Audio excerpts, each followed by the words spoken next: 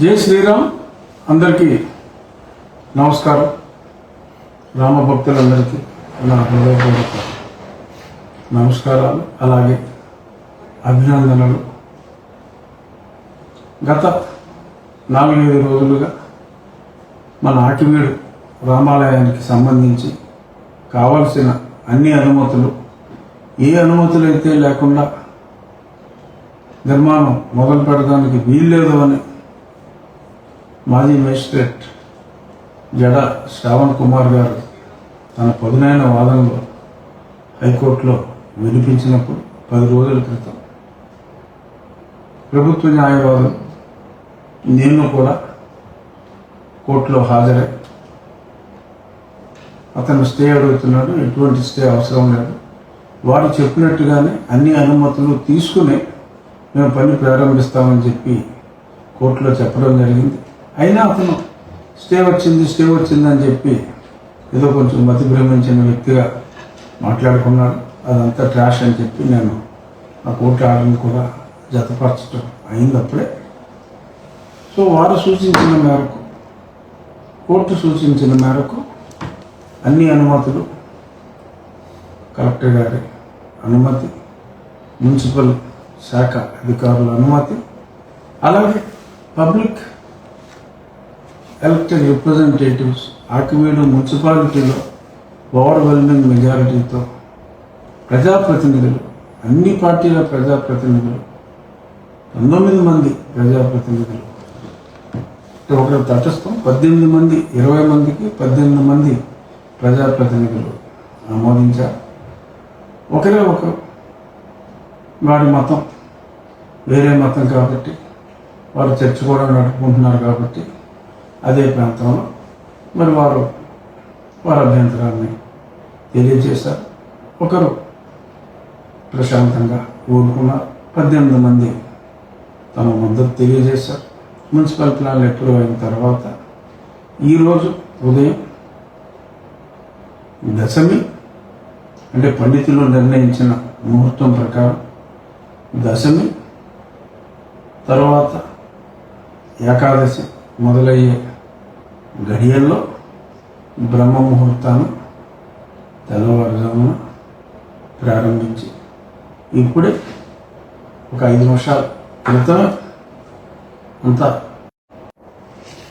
పండితులు నియమించిన ముహూర్తం ప్రకారం ఈ పనిని అన్ని ప్రభుత్వ అనుమతులతో పూర్తి చేయడం జరిగింది. సరే, ఫోకస్ చేయమ్మా, చూసుకో. కరెక్ట్గా ఉందా? లైట్ స్క్రీన్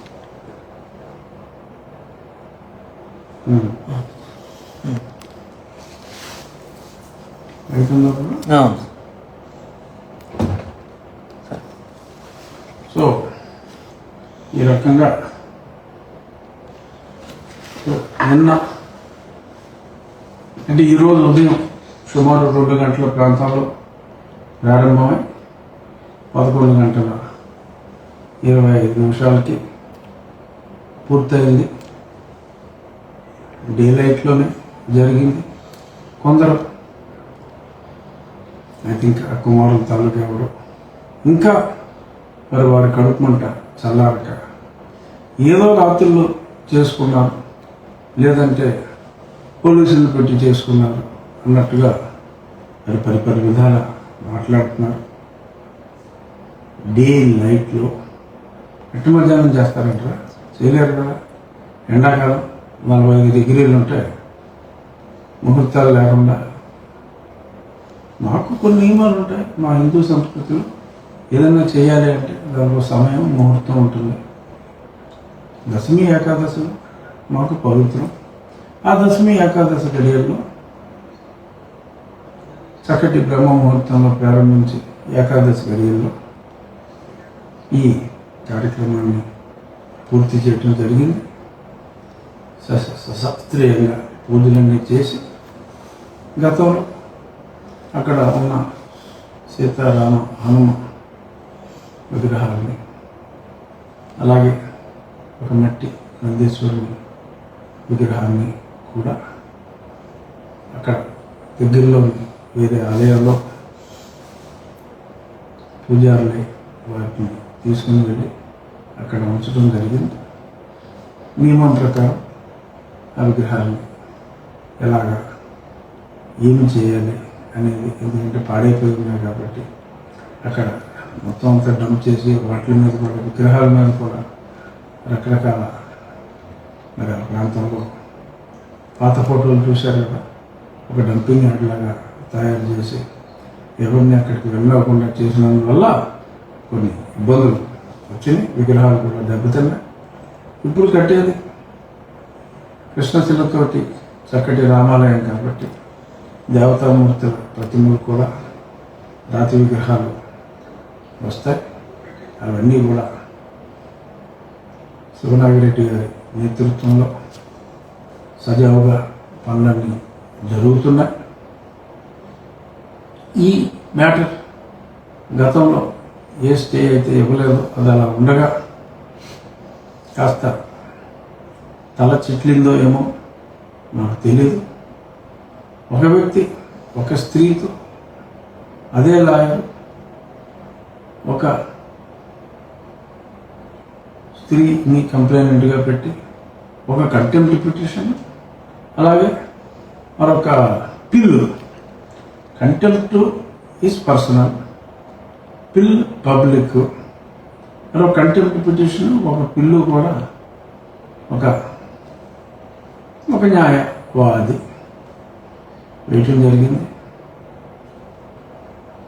సరే, అవి విచారణకి రాలేదు, రావచ్చు రాకపోవచ్చు కూడా. ఎందుకంటే పిల్లు వేయటం, కంటెంప్ట్ వేసిన వాడు పిల్లు వేయటం అనేది ఎవరు ఒప్పుకోరు. అయినప్పటికీ అన్ని అనుమతులు వారు చెప్పిన సుప్రీంకోర్టు ఏ తీర్పునైతే వారు ఆకలింపు చేసుకోలేక మరి అస్తవ్యస్తంగా ఆలోచించుకున్నారు, దాన్ని సరిగ్గా ఆకలింపు చేసుకొని ప్రభుత్వ అనుమతులతో, అది పబ్లిక్ ల్యాండ్ కాదు, పబ్లిక్ రోడ్డు కాదు, గవర్నమెంట్ ల్యాండ్కి పబ్లిక్ ల్యాండ్కి తేడా తెలియని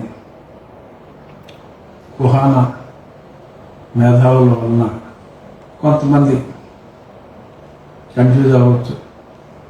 ఇంకా కొద్దిమంది మరి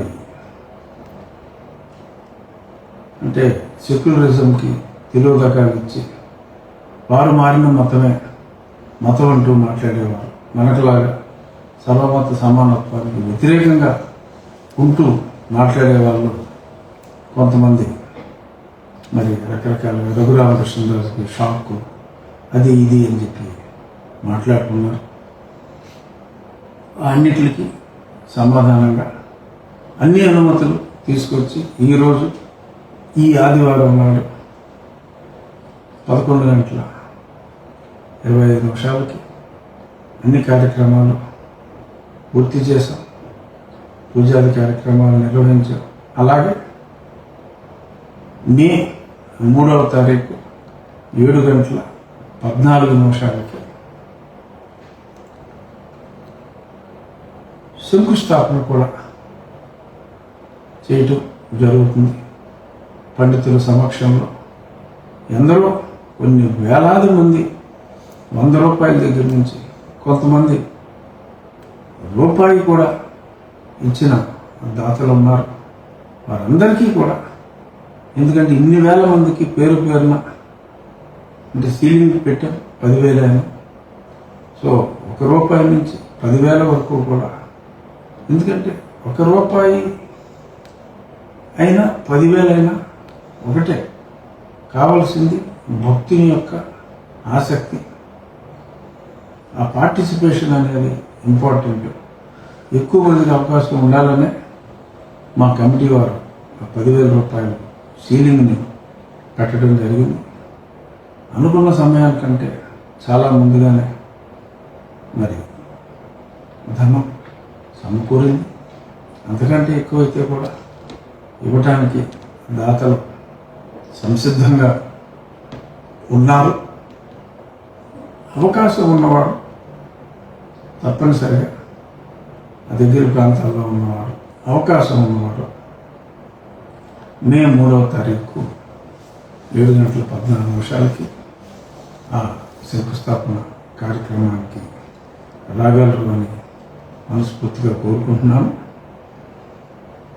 ఈలోపు మళ్ళీ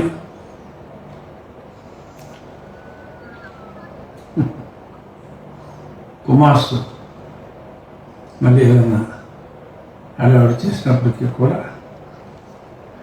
రామానుగ్రహంతో, ఎందుకంటే అన్ని క్లియరెన్స్లు ఉన్నాయి.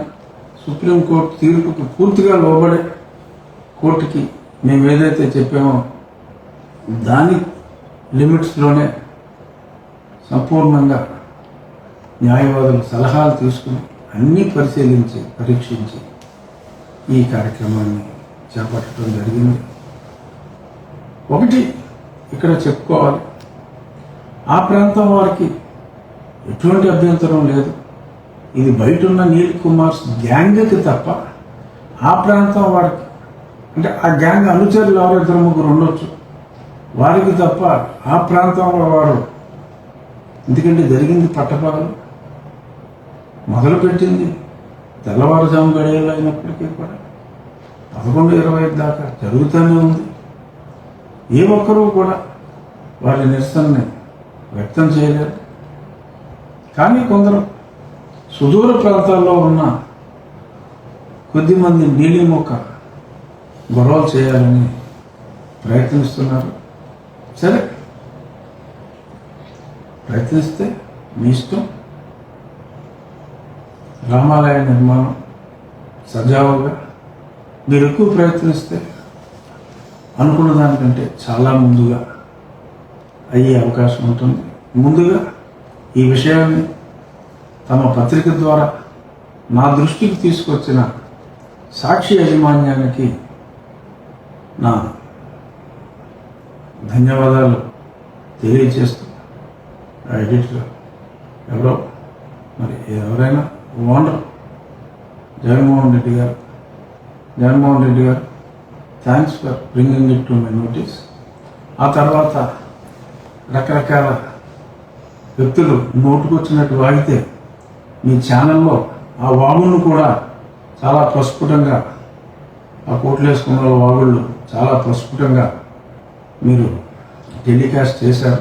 ఇకనైనా మీకు నా విజ్ఞప్తి, దయచేసి ఆ పిచ్చి వాగుళ్ళు ఆ టెలికాస్ట్ ఆపితే మీ ఛానల్కి కాస్త గౌరవం పెరుగుతుంది. ఒక ఎవాంజలిస్ట్ ఛానల్గా మార్చుకోకండి మీ ఛానల్ని. ఏం కంటెంట్ మాట్లాడుతున్నారో చూసుకోండి.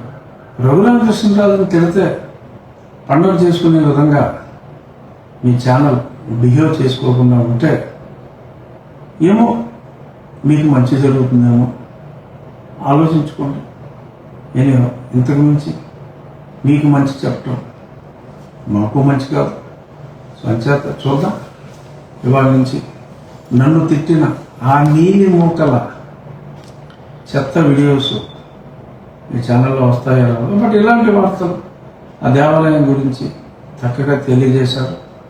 దానికైతే నా కృతజ్ఞతలు. అలాగే మరి ఆ తర్వాత ఒక వేగంగా పూర్తి చేయాలి అనుకున్నాం. ఆ వేగానికి మరింత వేగం చేకూర్చే విధంగా మరి నాకు అయిష్టంగా, అంటే నా మీద పోరాడుతూనే నాకు మా రామ భక్తుల మనోధైర్యాన్ని, ఆ పట్టుదలని మరింత పెంచి మరింత ఫాస్ట్గా మేము అహర్నిశలు శ్రమించి కోర్టుకు వెళ్ళి లాయర్ని అపాయింట్ చేసుకుని ప్రత్యక్షంగా నేను కూడా వెళ్ళి, ఎందుకంటే ఆ కసి రాజేసిన ఆ 4 కుమారులకు